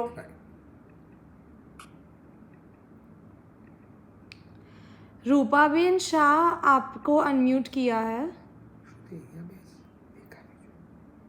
અહીંયા બેસું. जय जिनेन्द्र मैंगभाई। જય જિનેન્દ્ર. ये छह कल्याणक मतलब क्या होता है? 6 कल्याणक वो कहाँ आया आपको? वो मुझे मतलब कि ऐसे कुछ प्रश्न पढ़ रही थी मैं। हाँ। तो जिनका छह कल्याणक हुआ है ऐसे तीर्थंकर कौन है करके ऐसे उसमें प्रश्न था। कल्याणक तो एक- ये होता है जब तीर्थंकर का जन्म होता है तो जन्म कल्याणक, उसके बाद जब वो दीक्षा लेते हैं तो दीक्षा कल्याणक, फिर उनको केवल ज्ञान होता है तभी उनको वो केवल ज्ञान का भी एक कल्याणक, मतलब एक प्रकार का उत्सव है कल्याणक, देव आकर के वो कल्याणक करते हैं महोत्सव। अच्छा, तो एक ही ऐसे तीर्थंकर है जिनके पूरे 6 कल्याणक हुए हैं, तो वो भगवान महावीर स्वामी है, ऐसा? हाँ, तो बट ऐसा क्यों होगा कि नहीं दूसरों के सभी नहीं? नहीं, बाकी तीर्थंकरों के भी होते हैं, लेकिन भगवान में जैसे उनका केवल ज्ञान हुआ और फिर तीर्थ की स्थापना हुई, वो 2 अलग अलग दिन हुए, अच्छा इसलिए उनके भगवान के कल्याणक बाकी नॉर्मल तीर्थंकरों से अधिक है। बाकी सभी तीर्थंकरों के कल्याणक होते ही है। जब वो जन्मते हैं, जब वो दीक्षा लेते हैं, जब वो उनको केवल ज्ञान होता है, तभी तीर्थ की स्थापना भी होती है, और जब वो काल करते हैं। ये 4 कल्याणक तो सभी तीर्थंकरों के होते हैं। भगवान के क्या हुआ कि उनका गर्भ का सहरण हुआ था, इसलिए टेक्निकली 2 बार उनकी 2 माताएं हुई, तो उनके 2 माताओं ने स्वप्न देखे, और भगवान को केवल ज्ञान हुआ, तभी तीर्थ की स्थापना नहीं हुई। तीर्थ की स्थापना दूसरे दिन हुई। इसलिए भगवान महावीर स्वामी के लिए ही थोड़ा अलग है, बाकी सभी तीर्थंकरों के कल्याणक तो होते ही है। अच्छा, ये इसलिए शायद प्रश्न। और एक है कि जो 12 चक्रवर्ती है, हाँ। उसमें से एक नाम जो शाश्वत है, शाश्वत का मतलब परमानेंट, राइट? हाँ। तो ये भरत चक्रवर्ती का नाम इसलिए शाश्वत है क्योंकि वो भरत क्षेत्र में होते हैं। हाँ, इसलिए अच्छा, पहले चक्रवर्ती का नाम भरत चक्रवर्ती होता है। सिर्फ क्योंकि उनका नाम भरत क्षेत्र और भरत चक्रवर्ती, इसलिए उनका नाम शाश्वत है। हाँ। अच्छा, और महंग भाई, हम राइसीय प्रतिक्रमण मतलब ऐसे तो 5 बजे, मतलब क्योंकि अभी जैसे दिन अस्त हो रहा है, हाँ। वो सूर्य मतलब आपका 6 वर्षक पूरा हो जाना चाहिए सूर्योदय के पहले, बराबर? हाँ। लेकिन हम थोड़ा जल्दी, मतलब कितना जल्दी स्टार्ट कर सकते हैं? मतलब ऐसा है कि नॉर्मली समझो कि 40 मिनट लगती हो प्रतिक्रमण करने में, तो 10-15 मिनट और जल्दी या 20 मिनट और जल्दी कर सकते हो। मतलब यदि 6 बजे का सूर्योदय है तो 5 बजे शुरू कर सकते हो। अच्छा, मतलब अभी बाई चांस कभी अभी ऐसा आपको नींद नहीं आ रही, आप जल्दी जग गए, तो ऐसे आप जल्दी नहीं ले सकते, प्रतिक्रमण तो नहीं स्टार्ट? तो प्रतिक्रमण नहीं करके तभी स्वाध्याय करनी चाहिए। लोगस हो या जो भी अन्य कुछ कंठस्थ हो, उसकी स्वाध्याय करनी चाहिए, क्योंकि वो स्वाध्याय काल है। So maximum 55 minutes before सूर्य आप स्टार्ट कर 55 minutes. Correct. Okay, thank you महंग भाई। जय जिनेंद्र। દેવી ફેબા, તમને અનમ્યુટ કર્યા છે।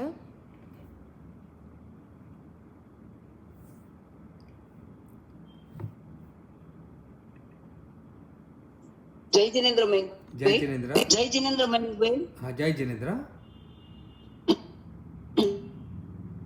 એક જીવ રાશિની સર્જાઈનો પ્રશ્ન છે। એમાં 33મી ગાથા છે। ગુજરના ભવ મેં કર્યા, લીલા ભારા વઢાવ્યા, પાડીને બેડે મેલ્યા, પાવક ઉડી છે જ્વાળા। જીવ રાશિ સર્જાઈનો પ્રશ્ન છે। हाँ। ગુજરના ભવ મેં કર્યા, हाँ। લીલા તમારો અવાજ થોડો ભારા વઢાવ્યા, અવાજ કટ થાય છે, પરંતુ આ બધાનો જવાબ એવો છે કે આ જે ગતિમાં જેવા ભવ કર્યા હોય ને, તે બધા વખતે તે ભવમાં જેની હિંસા પ્રધાનતા વધારે કરી હોય તે બધાનું મિચ્છામી દુક્કડમ લેવાય છે। જેમ કોળીના ભવ કર્યા તો માછીની હિંસા બહુ કરી હોય, માછલીની તો એની, એમ જે ભવમાં જે હિંસા કરી હોય તે જેટલા યાદ આવે ને તેટલા ભવો યાદ કરીને તે ભવો, કારણ કે આપણે એ બધા ભવ કરી ચૂક્યા છે ભૂતકાળમાં, અને તે ભવ કર્યા હોય તે અજ્ઞાન અવસ્થામાં કરેલા ભવો હતા। તે ભવમાં તે કરેલી હિંસાનું પ્રાયશ્ચિત બી ન લીધું હોય કે મિચ્છામી દુક્કડમ બી ન લીધું હોય। હવે આપણે જાણકાર થયા છે, માટે જેટલા ભવો યાદ આવી શકે તે આવા આ સ્વાધ્યાયમાં તે ભવો લખ્યા છે કે આવા બધા ભવોમાં કરેલી હિંસાઓનું હવે હું મિચ્છામી દુક્કડમ લઉં છું, માટે તે ભાવ છે। ઓકે, તો આપણે આલોચના ટાઈમે જ કરીએ છીએ, આ આપણે કરવું જોઈએ। હા, એટલે આલોચના કરી લઈએ એટલે આપણે ભવોની આલોચના થઈ જાય। આપણે ભૂતકાળમાં કોળીના ભવ કર્યા છે કે નથી કર્યા? આપણે અનંતા ભવો થયા, એમાં કોળીના ભવ કર્યા છે, માછીમારના ભવ કર્યા છે, બધા જ ભવો કર્યા છે। તો તે ભવોમાં કરેલા પાપની કોઈ દિવસ આલોચના નહોતી કરી, માટે આ ભવમાં બધા જ ભવોની આલોચના કરીએ છીએ, માટે તેને ભવ આલોચના કહેવાય છે। તો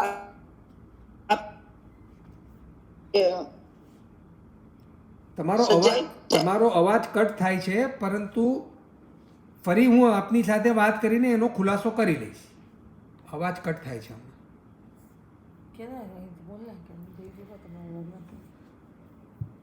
એ હમણાં ઓલા થઈ ગયા છે. હા, હવે કઈ બીજું હોય તો લઈ. એમનું નેટવર્ક જ નથી ચાલતું. नीताबेन कोठारी आपको अनम्यूट किया है.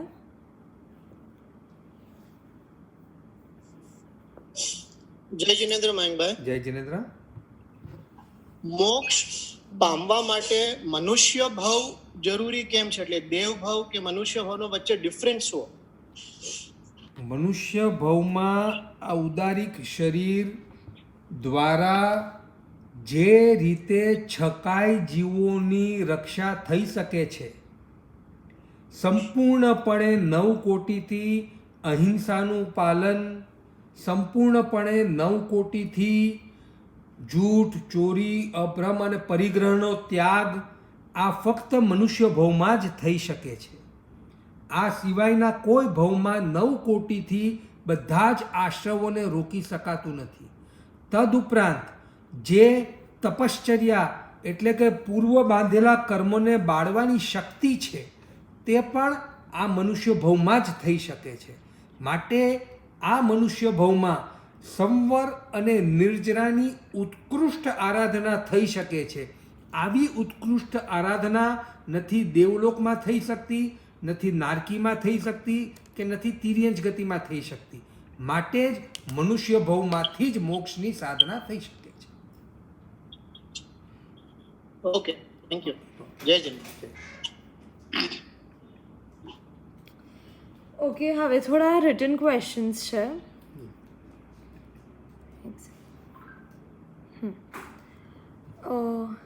નો કષાયના કેટલા પ્રકાર હોય તેના વિશે સમજાવશો? નો કષાયના 9 ભેદ છે: હાસ્ય, રતિ, અરતિ, ભય, શોક અને જુગુપ્સા. અને સ્ત્રીવેદ, પુરુષવેદ, નપુંસકવેદ. આ 9 નો કષાય કહેલા છે. તે પણ મોહનીય કર્મના ઉદય જ છે. આ મોહનીય કર્મની પ્રકૃતિઓ છે. માટે હાસ્ય, ઘડીએ ઘડીએ હસવું આવવું, તે મોહનીય કર્મનો ઉદય. રતિ, સંસારના કામોમાં ખૂબ આનંદ આવો. અને અરતિ, ધર્મના કે સંવર નિજરાની પ્રવૃત્તિઓના કાર્યોમાં કંટાળો આવો. આ રતિ અને અરતિ બંને મોહનીય કર્મ છે.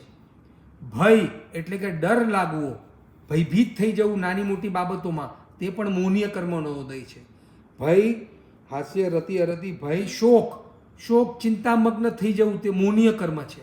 અને જુગુપ્સા એટલે કે કંઈ ચિત્રી ચડવી, જરાક ન ગમે તેવી વસ્તુ જોઈ લઈએ અને મનમાં ઇતરાજી આવી જાય, આવા પરિણામો આવા, તે પણ મોહનીય કર્મનો ઉદય છે. ત્યારબાદ સ્ત્રીવેદ, તે પુરુષોને સ્ત્રીનું આકર્ષણ. પુરુષવેદ, સ્ત્રીવેદમાં સ્ત્રીઓને પુરુષનું આકર્ષણ, પુરુષવેદમાં પુરુષોને સ્ત્રીઓનું આકર્ષણ, અને નપુંસક વેદમાં બંનેનું આકર્ષણ. આ બધું નો કષાય મોહનીય કર્મનો ઉદય રહેલો છે.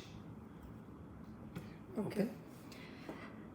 ડૉક્ટરને બતાડવાથી બરાબર ન થાય અને બધા રિપોર્ટ નોર્મલ આવે પણ નજર ઉતારવાથી બરાબર થઈ જાય તો જૈનિઝમ પ્રમાણે શું સમજવું? એવું છે કે આપણા કર્મના ઉદય હોય તો ડૉક્ટરની ટ્રીટમેન્ટ લઈએ તો પણ આપણને એની અસર ઓછી થાય. કર્મના ઉદય એવા હોય, કર્મ ઉપર દ્રવ્ય, ક્ષેત્ર, કાળ, ભાવ અને ભવ, આ પાંચેયની અસર થતી હોય છે. જેમ કે દ્રવ્યની અસર, આપણે ક્રોસિન આદિ લઈએ છીએ અને માથું દુખતું બંધ થઈ ગયું, તો દ્રવ્યની અસર કર્મ ઉપર થઈ. ક્ષેત્રની અસર, ઘણા જણને અસ્થમાનો એટેક જો ભેજવાળી વાતાવરણમાં જાય ને તો તેને અસ્થમાનો એટેક આવે. સૂકા વાતાવરણમાં વયા જાય તો અસ્થમાનો એટેક નથી આવતો. તો અસ્થમાનો એટેક તે કર્મના ઉદયથી આવે છે, પણ તે કર્મના ઉદયમાં ક્ષેત્ર કારણ બન્યું. એવી રીતે કાળ કારણ બને, ભાવ કારણ બને અને ભવ. માટે કોક પૂતગલ આદિ પણ કોક વાર કોકને કારણભૂત બની જાય. માટે એવું બને તો તેનાથી કોકને અસર થાય. બધાને ઉતરે છે? બધાને એ પ્રોબ્લેમ સોલ્વ થાય છે? નથી થતો. એનો અર્થ શું થયો? કે કોકને કોઈક વસ્તુની અસર થાય ને કોકને ન થાય. માટે આવી બધી વસ્તુઓમાં શ્રદ્ધા કરવી નહીં, અને કદાચ અસર થઈ બી જાય તો સમજવું કે આ કોક પ્રકારથી મારા કર્મોની ઉપર આવી અસર થઈ છે એમ સમજીને એને ગૌણ કરી લેવું. જેમ ક્રોસિનની અસર થઈ જાય અને માથું દુખતું મટી જાય તો કાંઈ આપણે ક્રોસિનની પૂજા નથી કરવા માંગતા. આપણે કાંઈ ક્રોસિનની પૂજા કરીએ છીએ કે લ્યો આ ક્રોસિનથી મારું માથું દુખતું મટી ગયું છે તો હવે ક્રોસિનની દવા રાખો મારી પાસે, રોજ ઉઠીને એને પગે લાગો. એ એક દ્રવ્ય છે જેની કર્મ ઉપર અસર થઈ, બસ એટલું જ્ઞાન રાખવું. પરંતુ એને પાછું વંદનીય પૂજનીય માનીને એની જ પાછળ કે હવે આ જ સારું બીજું બધું ખોટું આવું માનવાની જરૂર નથી. તે જ રીતે ક્ષેત્ર, કાળ, ભાવ, ભવ બધા માટે સમજવું. ઓકે. નિગોદમાંથી જીવ ડિરેક્ટલી મનુષ્ય ગતિ પામી શકે? મનુષ્ય ગતિની આગતમાં વનસ્પતિ કાય આવે છે, માટે નિગોદમાંથી પણ મનુષ્ય થઈ શકાય છે. ઓકે. જીવ અવ્યવહાર રાશિમાં કેમ જાય છે?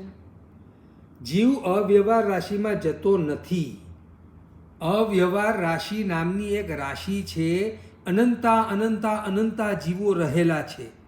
એમાંથી એક અનંતા જીવો એવા છે જેઓ હજી વનસ્પતિ કાયમાંથી બહાર જ નીકળ્યા નથી. તે અનંતા જીવોના સમૂહને અવ્યવહાર રાશિ નામથી આપણે ઓળખીએ છીએ. જીવ એમાં જતો નથી. આ અનાદિકાળથી તેઓ વનસ્પતિ કાળમાં રહેલા છે, અને અનંતા બીજા જીવો એવા છે જે અનંતકાળથી સંસારનું પરિભ્રમણ કરી રહ્યા છે. માટે જે જીવો સંસારનું પરિભ્રમણ કરી રહ્યા છે તેઓને વ્યવહાર રાશિ કહેવાય છે. એમાં પણ અનંતા જીવો છે. અને જે જીવો હજી નિગોદમાંથી એક પણ વાર બહાર નીકળ્યા નથી એ જીવોને અવ્યવહાર રાશિ તરીકે ઓળખવામાં આવે છે. ઓકે. અગર મચ્છીમાર એક્સેટ્રા એવા બધા જન્મ અવોઇડ કરવા હોય તો થઈ શકે? જેટલા જન્મ બાકી હોય એમાં જૈન ધર્મ માંગે તો મળી શકે? માંગવાથી મળતું નથી, આચરણ કરવાથી મળે છે. વિશુદ્ધ શ્રદ્ધા સહિત જેટલા સંવર અને નિર્જરાની પ્રવૃત્તિમાં ઓતપ્રોત રહેશું તો તે વિશુદ્ધ શ્રદ્ધા અને સંકિતમાં જો આયુષ્યનો બંધ થાય તો પછી તમારે કોઈ માછીમારના ભવ કરવા પડશે નહીં.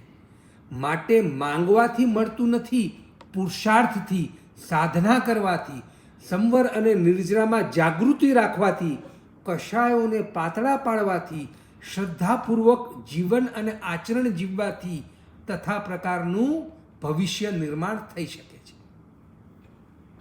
ઓકે. કશાયનું મેઇન રીઝન શું હોય? કશાયના ભાવ આત્માથી જ થાય. કશાય તે આત્માનો વિભાવ છે.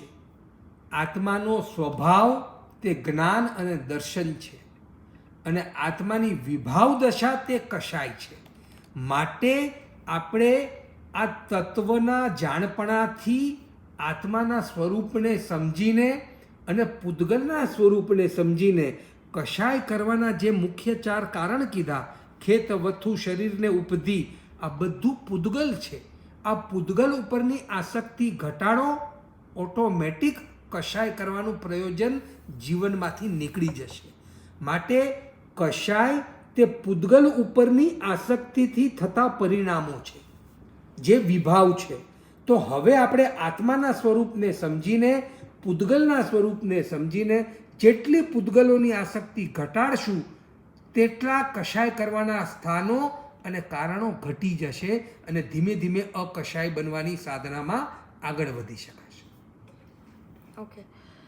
અવ્યવહાર રાશિમાં જીવ વધારે કે વ્યવહાર રાશિમાં? અવ્યવહાર રાશિ.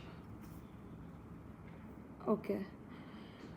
दीपिका बेन, आपको अनम्यूट किया है.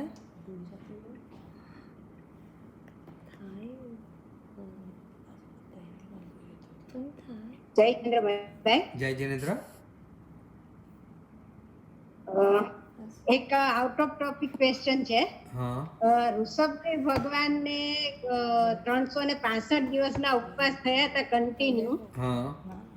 તો એનું કારણ જે બળદને મોઢે બાંધી દીધું હતું ઈ રીઝન, કર્મનું રીઝન, બરાબર. અને એ શાસ્ત્રોક્ત છે. ના, આ કથાનક છે એમ સમજવું. અચ્છા, હા. એક જરા ડેબિટ થયું હતું કે ના આ કોઈ શાસ્ત્રમાં નથી. મેં કીધું ના છે. ના ના, લગભગ તો આ કથાનકની વાત હોય તેવી સંભાવના છે. અને બીજો એક ક્વેશ્ચન છે, આ 14 નિયમ ધારીએ છે ને મયંકભાઈ, હા તો સૂર્યોદયના પચકાણ આપણે લઈએ, હા, આવતીકાલ સવારે સૂર્યોદય, તો બરાબર. પછી એને પાડવાના કે બીજા એની પહેલા લઈ લે તો ચાલે? એમ પાછો ફેરફાર થાય કે આજે મેં 25 દ્રવ્ય રાખ્યા છે તો કાલે 15 જ રાખવા છે. તો તમે સૂર્યોદય સુધીના પ્રત્યાખ્યાન લીધા હોય તો સૂર્યોદય પછી આપણા આગલા પ્રત્યાખ્યાન ઓટોમેટિક સમાપ્ત થઈ ગયા. અચ્છા, હવે આપણે નવા ધારવાના. જો તમે એમ લ્યો કે સૂર્યોદય ઉપરાંત ન પાડું ત્યાં સુધી તો કદાચ, ના સૂર્યોદય, હા, એટલે સૂર્યોદય થતા આગલા પ્રત્યાખ્યાન પૂરા થઈ જાય છે, પછી એને પાડવાની જરૂર નથી. અને એક મોટું સ્નાન ને નાના સ્નાનમાં જરા, આ મોટું સ્નાન તે આખા શરીરનું સ્નાન જે કરીએ સાબુ આદિ લગાડીને, અને નાનું સ્નાન એટલે હાથ પગ મોઢું ધોઈ લઈએ તે, એટલે એમાં ઓછી પાણીની હિંસા થાય. ઓકે, બરાબર. જય જિનેન્દ્ર, જય જય. Thank you very much. જય જિનેન્દ્ર. કથાનક છે. નીતાબેન કોઠારી આપને અનમ્યુટ કર્યા છે. હા, જય જિનેન્દ્ર મયંકભાઈ. જય જિનેન્દ્ર. અગેન કન્ટિન્યુટીમાં જે મોક્ષ અને મનુષ્ય ગતિની મેં જે હમણાં સવાલ કર્યો હતો, હા. જે ફરક છે હા, એ બોડીમાં છે, એટલે ઔદારિક અને વૈક્રિય શરીરના એમાં ફરક છે કે મનની સ્થિતિમાં ફરક છે? એટલે ફરક છે જે દેવગતિમાં ન થઈ શકે અને મનુષ્ય ગતિમાં થઈ શકે. એવું છે કે તમે સંપૂર્ણ અહિંસા દેવ કરી શકતા નથી. જ્યાં સુધી સંપૂર્ણ અહિંસાનું પાલન ન થાય ત્યાં સુધી આશ્રવ અટકતો નથી, નવા કર્મબંધ અટકતા નથી. હવે જો મોક્ષમાં જવું છે તો નવા કર્મબંધને અટકાવીને જૂના કર્મને સંપૂર્ણ ખપાવવા પડશે, તો જ મોક્ષ થશે. બરાબર. તો સંપૂર્ણ નવા કર્મને અટકાવવાની શક્તિ જ નથી દેવમાં, તે મનુષ્યમાં જ છે. કારણ કે મનુષ્ય દીક્ષા લે છે, સંયમ લઈને પોતાના માટે બનાવેલો આહાર ગ્રહણ કરતા નથી, ચાલે છે તો પણ ઈર્યાપૂર્વક, બોલે છે તો પણ ભાષા સમિતિપૂર્વક. દેવો ગમનાગમન કરે તો તેમના વિમાનમાં કરે, તે જે સંપૂર્ણ નિર્વદ્ય થઈ જ શકે નહીં. માટે દેવો તો એક નૌકારસીના પ્રત્યાખ્યાન નથી કરી શકતા.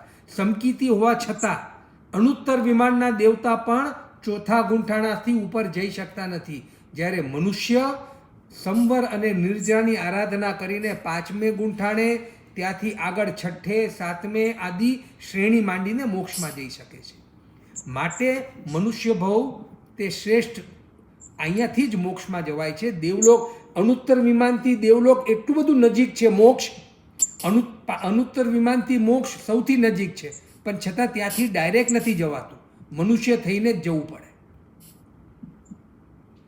ઓકે ઓકે, જય જિનેન્દ્ર. પણ એટલે ફરક એમની અગેન પરિસ્થિતિમાં કે મનમાં કે શરીરમાં? એટલે સોરી બટ એમનું શરીર પણ એવું છે, વૈક્રિય શરીર છે. એમની મનોસ્થિતિ પણ એવી હોય કે તેઓ આનાથી વધારે કશાયને પાતળા પાડી જ શકતા નથી. એમની મનોસ્થિતિ પણ એવી છે, એમનું શરીરની રચના પણ એવી છે, એમનું વાતાવરણ જ એવું છે કે તેઓ સંપૂર્ણ કર્મના આશ્રવને રોકી જ શકતા નથી. માટે અહીં એમની મજબૂરી છે. માટે તો દેવતાઓ પણ ઈચ્છા રાખતા હોય છે કે એ આપણા જેવા મનુષ્ય ક્યારે થાય. Thank you. જય જિનેન્દ્ર. ओके, रिटन क्वेश्चंस है. धर्म में समझ होते हुए भी आचरण उठता नहीं है तो आचरण किस प्रकार बढ़ाया जा सकता है?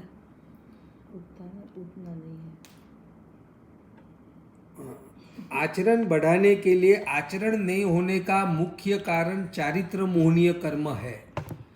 श्रद्धा दर्शन मोहनीय कर्म के क्षयोपशम से बढ़ती है और आचरण चारित्र मोहनीय कर्म के क्षयोपशम से बढ़ता है. इसलिए जितना जितना हम जो भी व्रत अंगीकार करें, जितने प्रत्याख्यान ले, उसको विशुद्धता से पालन करें और जितने कषायों को कम करने का प्रयत्न करेंगे उतना मोहनीय कर्म की निर्जरा अधिक होगी, और मोहनीय कर्म की निर्जरा करने से दर्शन मोहनीय की भी निर्जरा होती है और चारित्र मोहनीय की भी निर्जरा होती है। इसलिए जब कभी भी सामायिक करने का या संवर करने का या कोई भी धार्मिक कार्य करने का मन हो तो अंतर से कभी कभी भाव आएंगे कि नहीं बाद में करेंगे, उसको चारित्र मोहनीय कर्म का उदय समझना और उसको समझन पूर्वक जीतने का प्रयत्न करना। जैसे माता कभी कभी बच्चों को स्कूल जाना है तो कंपलसरी उनको रोते रोते भी भेज देते हैं, या दवाई देनी है तो भले रोता हो बच्चा तो भी माता उसको दवाई दे देती है। इसी प्रकार अपने को कभी कभी जबरदस्ती भी बैठ जाना पड़ता है सामायिक करने को या धर्म ध्यान करने को, क्योंकि ये चारित्र मोहनीय कर्म का उदय है। ये चारित्र मोहनीय ये बीमारी है और इस बीमारी को जबरदस्ती पकड़ करके संवर और निर्जरा की दवाई पिला करके इसकी निर्जरा होती है। इसलिए यही एक उपाय है इस चारित्र मोहनीय कर्म को कम करने का। ઓકે, દેવોના અને જુગલીઓના વસ્ત્ર શેના હોય? યુગલિકના વસ્ત્ર તો કલ્પવૃક્ષમાંથી બનેલા બહુ જ ઉચ્ચ કક્ષાના હોય છે, અને દેવોના તો રત્નજડિત ને એવા દેવોના વસ્ત્ર તેઓ તો આભૂષણ આદિ વિશેષ પહેરેલા હોય છે.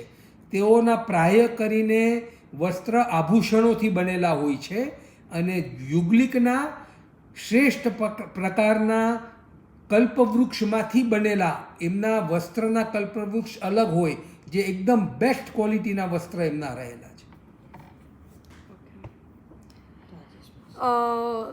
ક્રોધ ખૂબ આવે ત્યારે તેનો કંટ્રોલ કેવી રીતે કરવો? ક્રોધ ખૂબ આવે ત્યારે સૌથી પહેલાં તો સવારથી વિચારી લેવું કે કયા કયા કારણોથી મને ક્રોધ આવે છે. આવું બને ત્યારે મને ક્રોધ આવે છે, તો હવે મારે જ્યારે આવું બને ત્યારે સૌથી પહેલું મૌન કરી લેવું. મનથી કદાચ ગુસ્સો ખૂબ આવી જાય પણ નક્કી કરવું કે મારે ત્યારે બોલવું નથી. આ ક્રોધને અટકાવવાનો સર્વથી પહેલો ઉપાય છે.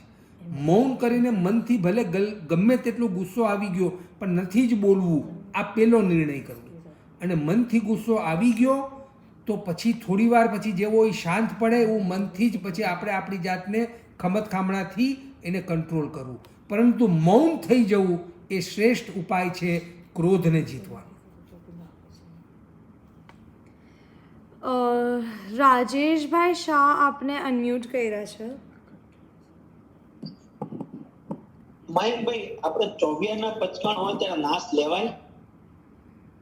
પ્રાય કરીને ચોવિયારનો પચખાણ હોય અને જો નાશ લેવાનું હોય તો ભાવથી એવા રાખવું કે આના આગારથી છે, અને નાશ લ્યો છો તો તે આમ તો વરાળ રૂપમાં છે, એટલે આપણે ચોવિયારમાં સમજણપૂર્વક નાશ લઈએ છીએ એને આહાર રૂપમાં ગણતા નથી. પણ અમે પાણીનો ઉપયોગ કરતા હોઈએ છીએ તો એનો દોષ લાગે ખરો? હા, એટલે નાશ લઈએ છે એટલે તરસ બુજાવવા માટે તો તે નાશ લેતા નથી, કારણ કે તે ગરમ વસ્તુનો છે. એટલે એને પાણી રૂપમાં કે તરસ छिपाવવા માટેનું તે નથી. જેમ આંખમાં ડ્રોપ્સ નાખતા હોય, નાકમાં ટીપા નાખતા હોય, આ બધાના આધારથી જ આપણે આપણા ચોવિયારના પ્રત્યાખ્યાન સમજવા. જી, જય જીનેન્દ્ર. Thank you. થઈ ગયું. ચાલો, જય જીનેન્દ્ર.